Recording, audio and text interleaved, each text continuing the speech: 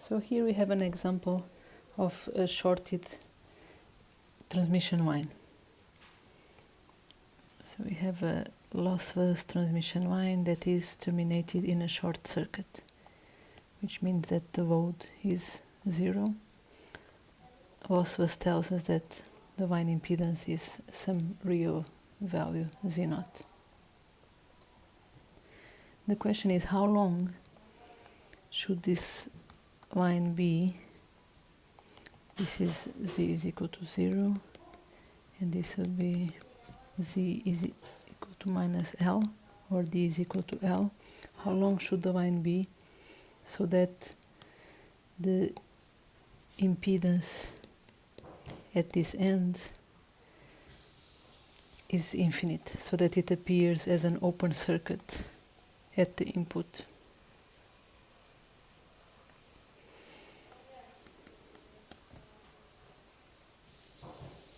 So for a shorted circuited line, we know that the reflection coefficient is 0. The reflection coefficient is -1, because reflection coefficient is ZL, the load impedance minus line impedance, divided by the load impedance plus the line impedance. And when the load is 0, this is -1. Okay? So our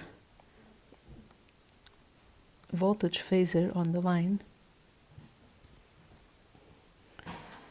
we don't need the magnitude here.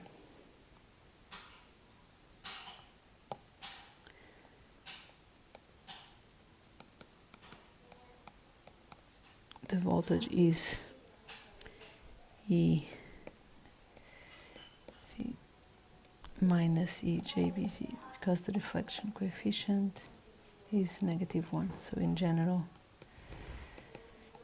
the voltage solution on the line is the incident wave plus the reflected wave that has an amplitude given by the reflection coefficient times the amplitude of the incident wave.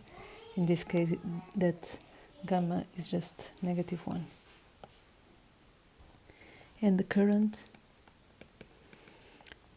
is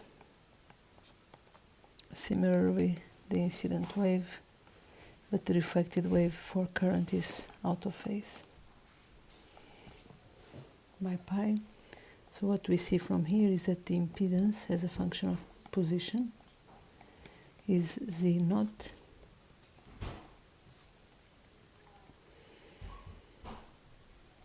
E negative J Z J B Z. This is a plus, I'm sorry.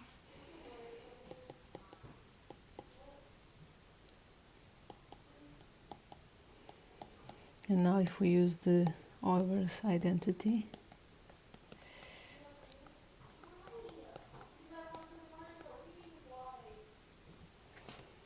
we can rewrite this position input impedance as Z0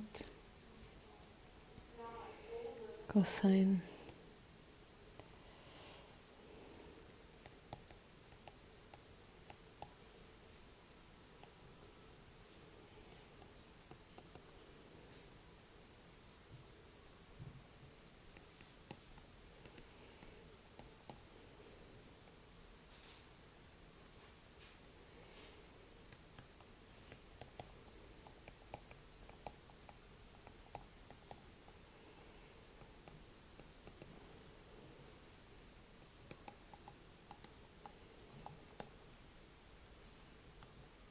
and we can see in this case, because the cosine is symmetric, these two terms cancel, and in the denominator the signs cancel, and the input impedance of a shorted line comes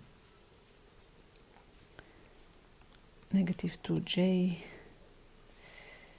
tangent beta L. Okay, so we see that it's a purely imaginary impedance, because Z0 was a purely real line impedance. So now what we want is the length of this line that will render this input impedance infinite. So we want to find what is this Z, so that Zi is infinite. So it's an open circuit.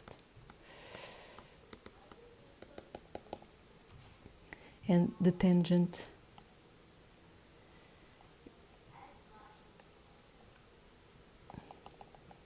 is measured on this axis, and we can see that it's infinite here for the pi over 2's.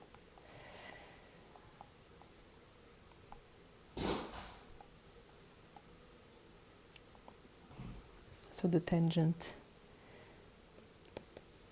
beta L is infinite for beta L is equal to odd pi's over 2's.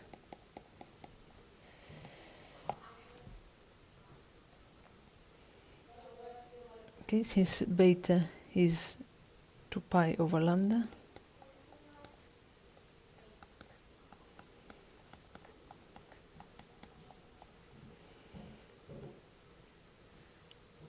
we can see that the L will be 2n plus 1 lambda over 4.